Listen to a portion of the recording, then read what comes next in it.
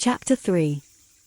When I awoke, I found that it was clear daybreak, and, at the same time, that I was tucked up comfortably in my own bed. Incident upon incident of the previous night's revelations, bit by bit, unfolded. The best test, I thought to myself, that I could make of the reality, or otherwise of what I imagined to have seen and heard would be, that which bore reference to what was promised to be put into my pockets.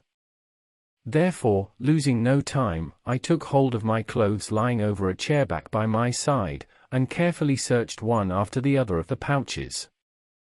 I was dreadfully disappointed. I found not a single wrap had been deposited in any of them. The whole affair is naught but a sort of a will-o'-the-wisp delusion, I testily uttered. What a zany I must have been, to think that anything at all reliable would emanate from such a shady quarter. But somehow, quite unaccountable it was, I felt as though my nature had entirely changed, in the direction of finding myself imbued with kindlier and more generous impulses. I begot, as I thought, a newborn deference to age, a newborn pity for distress and indigence.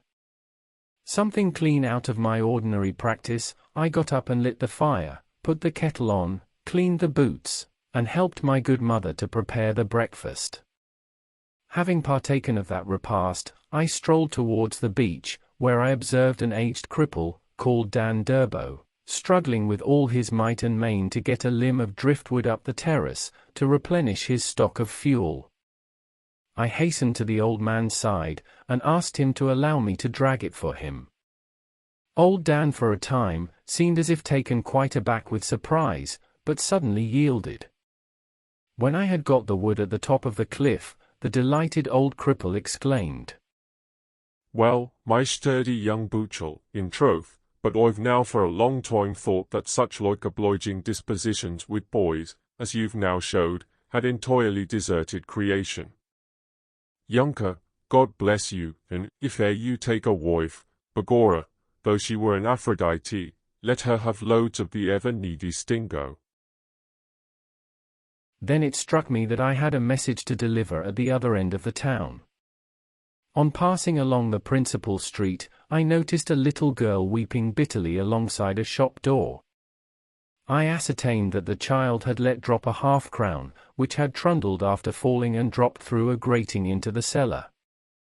At my instance, leave was got to go underneath to search. Luckily, after a while, the fugitive coin was recovered.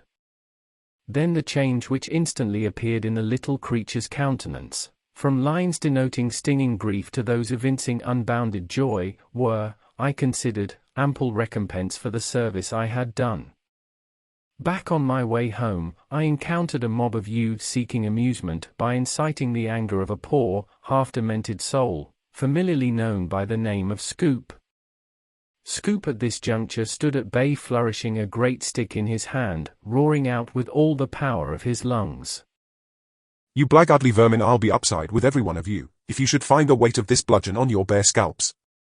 This menace of Scoop's was met by a salvo of loud laughter from the assailants, one after another of them shouting, "Come on, Scoopy Scoopy, you come on, you're not game Scoopy to back your threat, there are too many of us here to be at all frightened for your noisy ranting."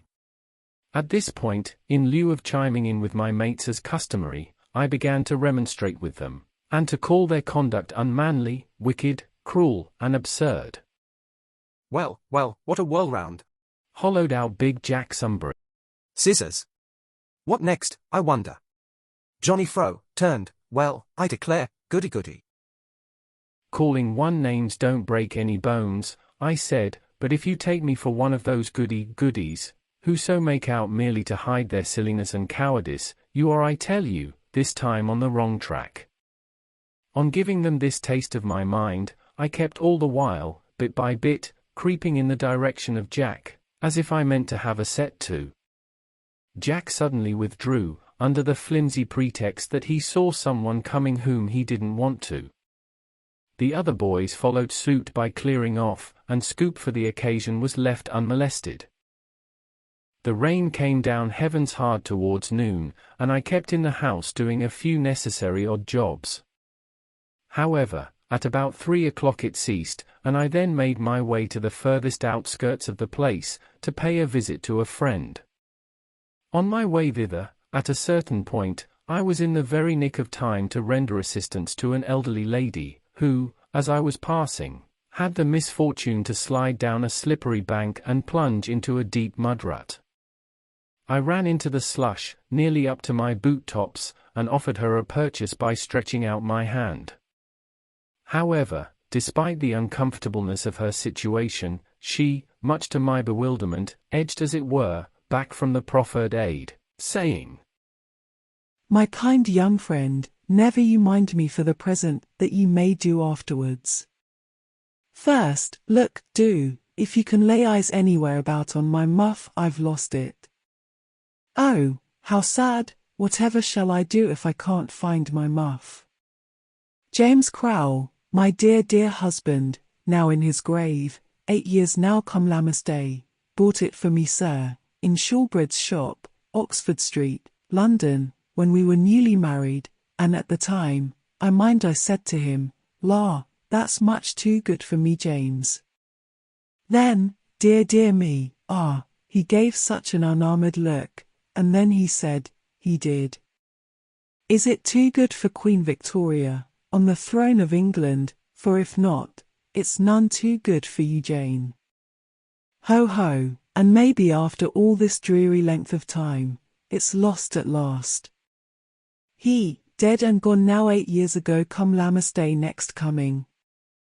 To the extreme delight of this ancient lady, I found the memorable muff a few paces up the bank, behind a clump of gorse.